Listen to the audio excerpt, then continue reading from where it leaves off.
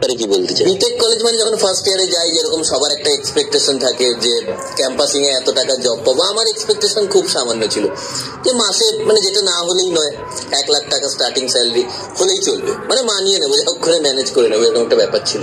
কিন্তু তারপরে যখন কিছু বছরের অক্লান্ত বিশ্রামের পর যখন ফোর্থ ইয়ারে পৌঁছানোর পরে যেটা আমি বুঝতে পারলাম যে না, এটা আমি অনেকটা মানে এটা রিয়েলিস্টিক থিঙ্কিং নয়, 1 লাখ অনেক বেশি। তাই ভাবলাম যে ঠিক আছে 80,000 হলেও চলবে বছরে। কিন্তু তাও ক্যাম্পাসিং হচ্ছিল না, কারণ এমন কোম্পানি আমাদের কলেজে এসেছিল, যারা ইন্টারভিউ নিতে আসছিল তারাই যাওয়ার সময় সিভি দিয়ে যাচ্ছিল কলেজে, যে আমাদেরও কিছু হলে বলবেন।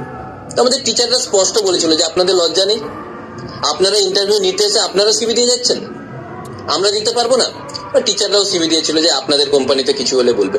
একটা মিউচুয়াল আন্ডারস্ট্যান্ডিং হয়ে গেছিল ওদের মধ্যে, মানে এরকম একটা চলছিল। এখনো মনে আছে কিছু কোম্পানি এসেছিল যারা সবাইকে ক্যাম্পাসিং এ বসতে দিচ্ছিল না। আমার এখনো মনে আছে আমি দাঁড়িয়ে ইন্টারভিউ দিয়েছিলাম।